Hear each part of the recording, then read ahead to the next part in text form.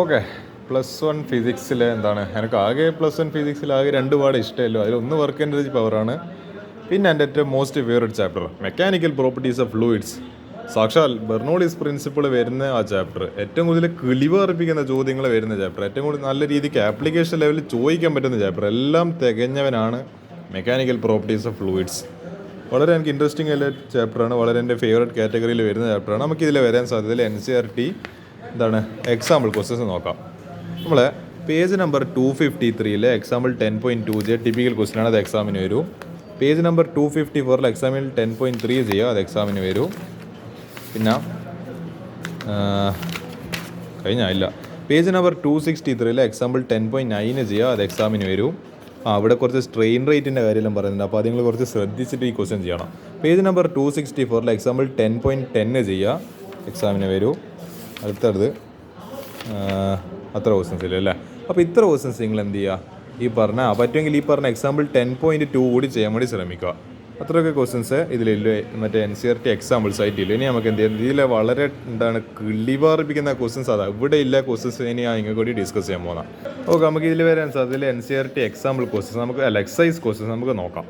നമുക്ക് എന്ത് ചെയ്യുക, ഈ പറഞ്ഞ theoretical questions application level questions നോക്കാം. Explain why the blood pressure in humans is greater at feet than brain. Okay, നമ്മളെ മനുഷ്യന് മനുഷ്യൻ ഇതാണ് മനുഷ്യൻ്റെ ഫീറ്റ്, പാദങ്ങൾ. അപ്പോൾ ഈ ബ്രെയിൻ ഇവിടെയാണല്ലോ ഇല്ലത്, ബ്രെയിനിലില്ലെന്നെക്കാട്ടും ബ്ലഡ് പ്രഷർ ഫീറ്റിലാണ്. നമുക്ക് നോക്കി നോക്കാം why. The pressure of liquid column is given by P = HRO(G). ഇത് ഏകദേശം കാണുമ്പോൾ ഈ ഹൈറ്റ് കാണുമ്പോൾ ഏകദേശം റീസൺ നിങ്ങൾക്ക് മനസ്സിലായിട്ടുണ്ടാവും. വേറെ H ഇസ് ദ ഡെപ്ത് അല്ലെങ്കിൽ ഹൈറ്റ് എന്ന് പറയാം.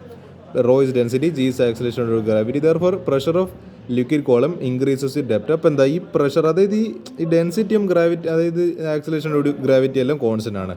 ആകെ വേരിയബിൾ എന്താ, ഹൈറ്റ് ആണ്. ഹൈറ്റ് അപ്പോൾ മാറുന്നതിന് കണക്കായിട്ട് എന്ത് ചെയ്യും, പ്രഷറും കൂടും. അപ്പോൾ എന്താ, the height of blood column in human body is more at feet then at brain. അപ്പോൾ എന്താ, therefore the blood pressure height C അല്ലേ. അപ്പോൾ എന്താണ്, ഇതിപ്പോൾ ബ്രെയിൻ എന്ന് പറയുമ്പോൾ ഇത്ര ഒരു ഇത് മാത്രമേ വരുന്നില്ല, പക്ഷേ ഹൈറ്റ് അതായത് ഈ എന്താ പറയുക നമ്മളെ ഫീറ്റിലിരുന്ന സമയത്തോ ഇത്രത്തോളം ബ്രെയിൻ മുതൽ ബ്രെയിനിലാണല്ലോ ആക്ച്വലി ഈ പറയുന്ന നമ്മളെ നെർവ്സിൻ്റെ കോളംസ് എല്ലാം തുടങ്ങുന്നത്. അവിടുന്ന് മുതൽ ആ ബ്ലഡിൻ്റെ കോളം ഉണ്ടല്ലോ, പിന്നെ അതിൻ്റെ ഒരു വെയിൻസും കാര്യങ്ങളൊക്കെ. ആക്ച്വലി ബയോളജി എനിക്ക് അത്ര അറിയില്ല, പക്ഷേ എന്താ അതിൻ്റെ ഒരു ഇതുണ്ടാവില്ലോ സംഭവങ്ങൾ. അപ്പോൾ അത് എടുത്തവർ സ്ട്രെച്ച് ചെയ്യുന്നുണ്ട്, ഇത്രക്കാർ ഡിസ്റ്റൻസ് ഉണ്ട്. അപ്പോൾ അത്രത്തോളം ഹൈറ്റ് വരുന്നതുകൊണ്ട് തന്നെ എന്തായിരിക്കും, അതിൻ്റെ പ്രഷർ അത്രത്തോളം ജാസ്തി ആയിരിക്കും. അപ്പോൾ നിങ്ങൾ എന്താ എഴുതി കൊടുക്കേണ്ടത്, pressure of liquid column P = HRO(G). It is directly proportional to depth അല്ലെങ്കിൽ ഹൈറ്റ്. സോ എന്താണ്, blood column in human body is more at the feet then at brain. അപ്പോൾ ഹെൻസ് ദി ആൻസർ. ഇതാണ് ഈ ക്വസ്റ്റ്യൻ ആൻസർ എന്ന് പറയുന്നത്. നമുക്കിനി രണ്ടാമത്തെ question നോക്കാം. ഇതെന്താ, the atmospheric pressure at height of about 6 km decreases to nearly half its value at sea level, though the height of the atmosphere is more than 100 km. Okay, atmospheric at a height of 6 km decreases to nearly half its value of sea level. Okay, അതിൻ്റെ answer നമുക്ക് നോക്കാം. Density of air is maximum near the surface of earth. എർത്തിൻ്റെ ഒരു സർഫേസിന് അടുത്താണ് density എന്ന് പറയുന്ന സാധനം മാക്സിലേക്ക് എത്തുന്നത്. And decreases rapidly with height കൂടുന്നവർ നമ്മൾ എന്താണ് ഡെൻസിറ്റി കുറഞ്ഞു വരും. അപ്പോൾ എന്താ, നമ്മൾ അതായത് സർഫേസ് കൂടുതൽ മുകളിൽ പോകുന്നവർ അതിൻ്റെ ഡെൻസിറ്റി കുറഞ്ഞു വരും. At a height of 6 km the density of air decreases to nearly half of its value at sea level. Okay, beyond 6 km ആയിട്ട് the density of air slowly decrease. അതായത് ഈ 6 km വരെയൊക്കെ സംഭവിച്ചു, പക്ഷേ ഈ 6 km കഴിഞ്ഞിട്ട് പിന്നെയും മുകളിലേക്ക് പോകാൻ ശ്രമിച്ചാൽ എന്താ സംഭവിക്കുക, ആ ഡെൻസിറ്റി കുറഞ്ഞു പോകും. ബിയോണ്ട് അപ്പോൾ എന്താ, hence atmospheric pressure at height of about 6 km decreases to nearly half of its value at sea level. അപ്പോൾ നിങ്ങൾ എന്താ എഴുതി കൊടുക്കേണ്ടത്, ഡെൻസിറ്റി ഇൻവേഴ്സ്ലി പ്രൊപ്പോർഷണൽ ടു ഇവിടെ ഹൈറ്റ് ആണ്. ഇതാണ് ഇവിടുത്തെ ഒരു റീസൺ എന്ന് പറയുന്നത്. അപ്പോൾ ഇതാണ് നിങ്ങൾ എന്തായിട്ട് എഴുതി കൊടുക്കേണ്ടതിൻ്റെ ആൻസർ ആയിട്ട് എഴുതിക്കൊണ്ട് പറ്റുമെങ്കിൽ ഈ ഒരു സംഭവം സ്ക്രീൻഷോട്ട് എടുത്ത് വെക്കാവുന്നതാണ്. ഓക്കെ, ഇനി അടുത്ത ക്വസ്റ്റ്യൻ നോക്കാം. Hydrostatic pressure is a scalar quantity. Scalar quantity എന്ന് പറയുമ്പോൾ മാഗ്നിറ്റ്യൂഡ് ഡയറക്ഷൻ അല്ല. Even though pressure is a force divided by area. Actually force എന്ന് പറയുന്ന ഒരു വെക്ടർ ക്വാണ്ടിറ്റി ആണല്ലോ. ഏരിയനെ വേണ്ടിക്ക് നമുക്ക് ഒരു ഏരിയൽ വെക്ടറായിട്ട് എടുക്കാം, പക്ഷേ ഇതിന് കിട്ടുന്ന എന്താണ് പ്രഷർ എന്ന് പറയുന്ന ക്വാണ്ടിറ്റി ഒരു സ്കേലറാണ്. എന്തുകൊണ്ട്, അതിൻ്റെ റീസൺ നമുക്ക് നോക്കേണ്ടതുണ്ട്. അത് ആക്ച്വലി നല്ലൊരു ആപ്ലിക്കേഷൻ ലെവൽ ക്വസ്റ്റൻ വേണ്ടിക്ക് പറയാം. When force is applied on liquid the pressure is transmitted equally in all direction.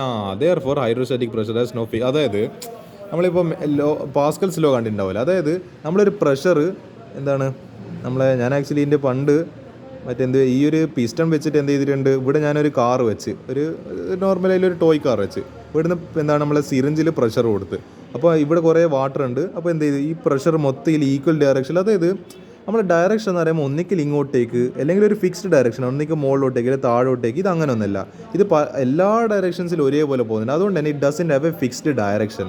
ആ ഫിക്സ്ഡ് ഡയറക്ഷൻ ഇല്ലാത്തതുകൊണ്ടാണ് എന്താണ് ഈ പറഞ്ഞ പ്രഷർ എന്തായി മാറിയത്, സ്കേലർ ക്വാണ്ടിറ്റി ആയി മാറിയത്. അപ്പോൾ എന്താ, it does not have a fixed direction, it is transmitted in all direction on application of pressure, so hence pressure is a scalar quantity.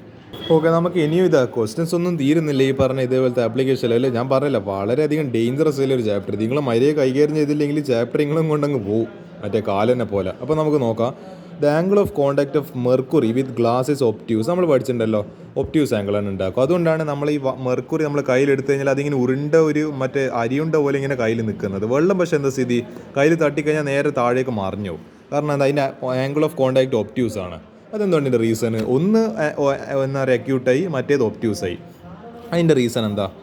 When A small quantity of liquid is poured and solid 3 types of interfaces are formed. 3 തരം interfaces ഉണ്ടാവും. എന്തല്ല, liquid air, solid liquid, ഇതാണ് 3 surface tension അവിടെ act ചെയ്യുന്നുണ്ട്. Corresponding to 3 interfaces are SLA, അതായത് surface tension of liquid air, പിന്നെ surface tension of solid air, അതായത് SSA, പിന്നെ SSL എന്ന് പറയുമ്പോൾ surface tension of solid liquid respectively.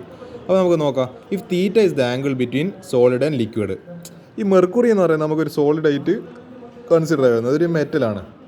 ഈ പറഞ്ഞ മെറ്റലാണല്ലോ നമ്മൾ മറ്റേ Hg എന്ന് പറയുന്ന mercury. Solid and liquid, solid glass.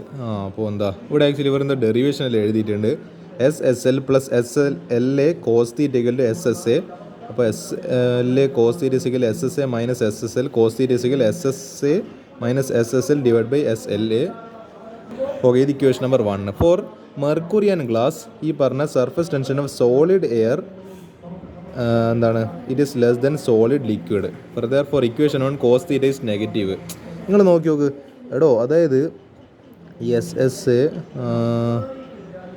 അതായത് ഈ ചെറിയ ക്വാണ്ടിറ്റിയിൽ നിന്ന് വലിയ ക്വാണ്ടിറ്റി കുറക്കുകയാണ്. ഞാനിപ്പോൾ ഒരു 4 നിന്ന് ഒരു 6 കുറച്ച് കഴിഞ്ഞാൽ ഇത്ര -2 വരും. അപ്പോൾ എന്ത് സംഭവിക്കും, നമ്മൾ അതായത് കോസ് തീറ്റ ആംഗിൾ നെഗറ്റീവ് ആയിപ്പോൾ. Therefore theta greater than 90. എടോ, അതായത് നമ്മളിപ്പോൾ കോസ് 120 ഡിഗ്രി, എന്താണ് 90നേക്കാളും കൂടുതൽ. അപ്പോൾ അതെന്താ വരിക, -1/2 കോസ്. ഈ പറഞ്ഞ എന്താ വരേണ്ടത്, വേറെ എന്തെങ്കിലും വാല്യൂ വേറെ താല്പര്യം ഒന്നും ഓർമ്മ കിട്ടുന്നില്ല. പക്ഷേ എന്താ, അപ്പോൾ 90ൻ്റെ മുകളിൽ ആംഗിൾസ് എല്ലാം കോസിൻ്റെ കാര്യത്തിൽ നെഗറ്റീവാണ്. അപ്പോൾ അതുകൊണ്ടാണ് ആക്ച്വലി ഇവിടെ ഒപ്റ്റ്യൂസ് ആണ്. ആക്ച്വലി ഈ പറയുന്ന ക്വസ്റ്റ്യൻ നിങ്ങൾക്ക് പറ്റുമെങ്കിൽ ഇവിടുത്തെ ഈ തിയറി മാത്രം എഴുതി കൊടുത്തത്. ഇതെല്ലാം ഭയങ്കര കോംപ്ലിക്കേറ്റഡ്. ഈ ഇത്രക്കാർ ഡെറിവേഷൻ എഴുതൊന്നും വേണ്ട. ഈ കോസ് തീറ്റ ഈക്വൽ ഈ സാധനം ഈക്വേഷൻ എഴുതുന്നിട്ട് എന്ത് ചെയ്യുക, ഫോർ മെർക്കുറി ആൻഡ് ഗ്ലാസ്. നമ്മൾ ഗ്ലാസ്സിലാണെങ്കിൽ ഈ പറഞ്ഞ മെർക്കുറി എടുക്കുക.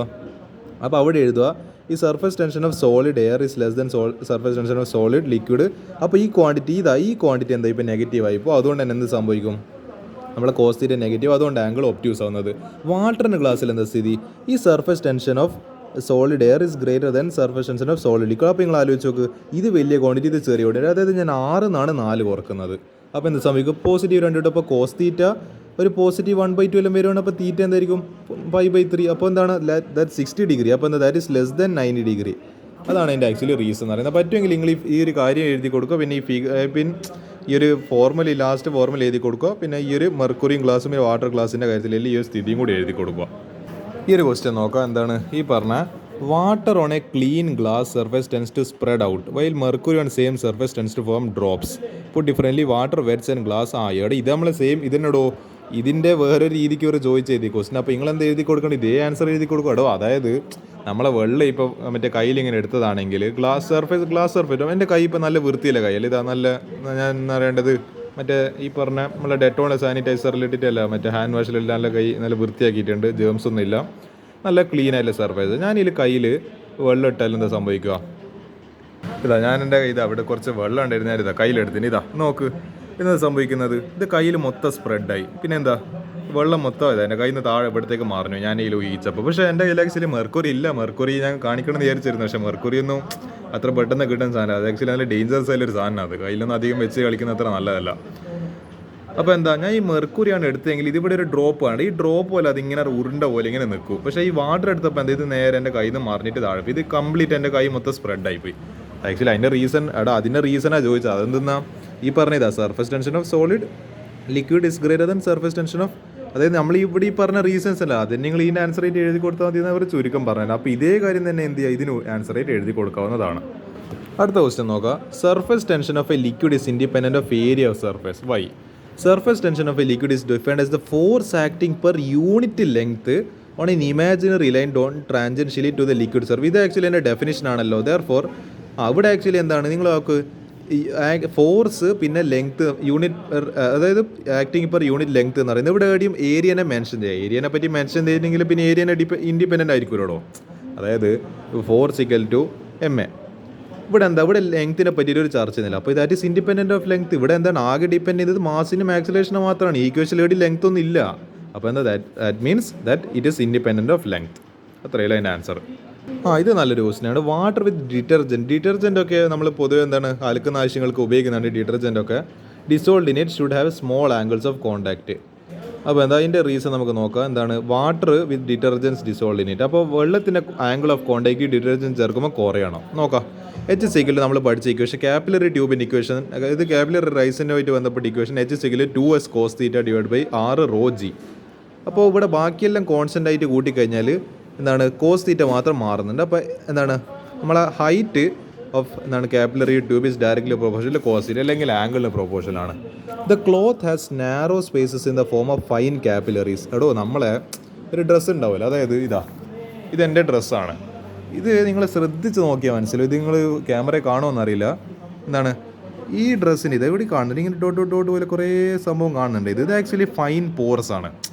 അതൊരു കാപ്പിലറി പോലെ ആക്ട് ചെയ്യാൻ പറ്റുന്ന, അതായത് നമ്മൾ ഇപ്പോൾ കഴുകുന്ന സമയത്ത് ഇത് പ്രത്യേകിച്ച് ഇത് കാണുമ്പോൾ ഒന്നും തോന്നുന്നുണ്ടല്ലോ, പക്ഷെ നല്ല ശ്രദ്ധിച്ച് നോക്കിയാൽ മനസ്സിലാവും. ഇവിടെ എന്തുണ്ട്, ഓരോരോ ചെറിയ ഇത് കണ്ട, ഇവിടെ ചെറിയ ഒരു ഡോട്ടസ് ഉണ്ട്. മീൻ എന്താ പറയുക, അതിലൂടെ എയർ ഇങ്ങനെ കടന്നു പോകുന്നുണ്ട്. അപ്പോൾ എന്താ, അവിടെ ആക്ച്വലി കാപ്പിലറിൻ്റെ ആക്ഷൻ നടക്കുന്നുണ്ട്. If angle of contact theta is small then the value of cos theta will be large and hence detergent lies more in fine capillaries in the cloth. Now the detergent solution will penetrate more in the cloth. അപ്പോൾ ഇങ്ങനെ ഒരു capillary action, അതായത് capillary rise മുകളിലേക്ക് നടന്നിട്ട് അങ്ങനെയാണ്. അതായത് ഇപ്പോൾ ഞാൻ ഫുട്ബോളെല്ലാം കളിക്കാൻ പോയിട്ട് എൻ്റെ ഡ്രസ്സ് മൊത്തം ഈങ്ങിപ്പോയി. ഇവിടെ എല്ലാം എന്തുണ്ട്, ചേറുണ്ട്. അപ്പോൾ ഞാൻ എന്താണ് ഇവിടെ ഈ പറഞ്ഞ ഡിറ്റർജൻറ്റ് ചേർത്തിട്ടുണ്ട്. ഇതിൻ്റെ ഓരോ പോർസ് ഉണ്ടാവില്ല, ഞാൻ പറഞ്ഞ ഓരോ ഹോൾസ്.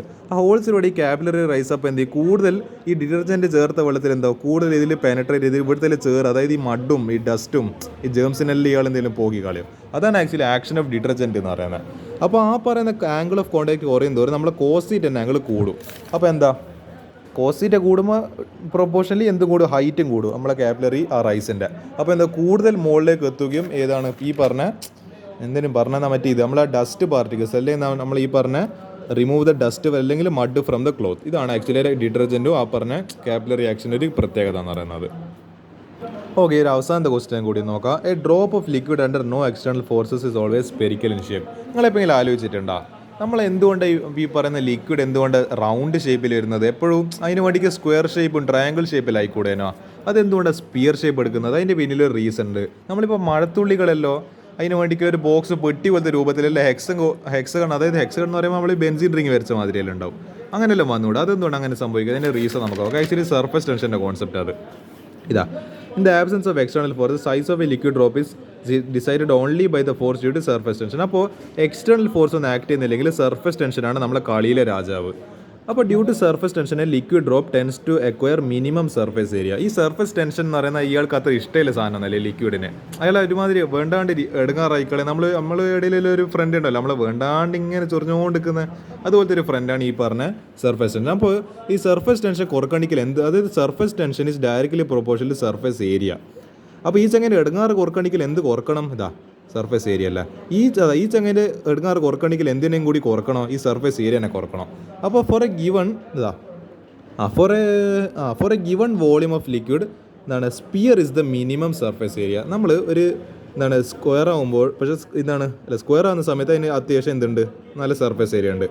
ഈ റെക്റ്റാങ്കിൾ ആയിക്കോട്ടെ, അല്ലെങ്കിൽ സ്പിയർ അല്ല നമ്മളെ ഹെക്സഗൺ ആയിക്കോട്ടെ, പെൻറ്റഗൺ ആയിക്കോട്ടെ, ഇതിനെല്ലാം നല്ല ഇതുണ്ട്, അതായത് സർഫേസ് ഏരിയ ഉണ്ട്. പക്ഷേ നമ്മൾ ഈ സ്പിയർ എടുത്ത് നോക്കി നിങ്ങൾ, ഇതിന് ഏറ്റവും കൂടുതൽ ഇവരെല്ലാം അപേക്ഷിച്ചിട്ട് ഇയാൾക്ക് എന്തായിരിക്കും, കുറവായിരിക്കും. കാരണം ഇതിന് പറഞ്ഞ എഡ്ജസ് ഒന്നുമില്ല. നിങ്ങൾ അതിലേക്ക് ഇവിടെ 3 എഡ്ജസ് ഒക്കെ ഉണ്ട്, ഇവിടെ ഒരു എഡ്ജും ഇല്ല. ഇതിന് 4 എഡ്ജ് ഉണ്ട്, ഇതിന് ഒരു എഡ്ജും ഇല്ല. ആ പറഞ്ഞ ഗിവൺ വോളിയത്തിൽ ഈ പറഞ്ഞ sphere assumes least minimum surface area. അതുകൊണ്ട് തന്നെ അതിന് ഏറ്റവും കൂടുതൽ അതിൽ ഏറ്റവും കുറവ് സർഫസ് ടെൻഷൻ. അപ്പോൾ ഒരാൾ ഇങ്ങനെ ഇടങ്ങാറ് കുറയ്ക്കാൻ പറ്റുന്ന എന്തെങ്കിലും ഒരു രീതി ചെയ്യാൻ പറ്റും, അതിൽ അയാൾ സ്വീകരിക്കുക. അപ്പോൾ അയാൾ എന്താണ്, that is why it assumes the shape of a sphere. അല്ലെങ്കിൽ നമ്മളെ ലിക്വിഡിന് റെയിൻ ഡ്രോപ്സിനെല്ലാം വേണിക്കൽ ഈ ഒരു ഷേപ്പ് ആവാമായിരുന്നു, താഴെ വീണാമത്തല്ല ഈ ഒരു ഷേപ്പ് ആവാമായിരുന്നു. But it assumes this because to lessen its surface tension by reducing maximum surface area and for a given volume of liquid a sphere is set to have the least അല്ലെങ്കിൽ minimum surface area. Okay, എനിക്ക് ഒരു question കൂടി എന്ന് പറയുന്നത് ചെയ്യാനുള്ള കുറച്ച് energy ബാക്കിയുണ്ട്. ഈ ക്വസ്റ്റ്യൻ കൂടി ചെയ്യാം നമുക്ക്. ഇത് ഒരു 5 ക്വസ്റ്റ്യൻസ്. ഇതെന്താണ്, ഒരു ഫിൽ ഇൻ ദ ബ്ലാങ്ക്സ് പോലെ. Surface tension of liquid generally dash with temperature എന്താ, decreases with temperature. Okay, viscosity of gases dash with temperature varies viscosity of liquids dash with temperature. Okay, viscosity of gases എന്താണ്, increases with temperature. Okay, എടുപ്പോയി increases with temperature. പിന്നെന്താ, viscosity of liquids decreases with temperature. Okay, decreases. അടുത്തത്, for solids with elastic modulus of rigidity steering forces proportional to എന്താണ്, ഈ പറഞ്ഞ proportional to dash dash ഏതാ, shear strain. Shear strain directly പ്രൊപ്പോർഷനാണ്. അതേപോലെ for liquids it is proportional to ഏതാ, rate of shear strain. 2 റീസണുകൾ മനസ്സിലാക്കണം, 2 ആൻസർ കൃത്യമായിട്ട് മനസ്സിലാക്കണം.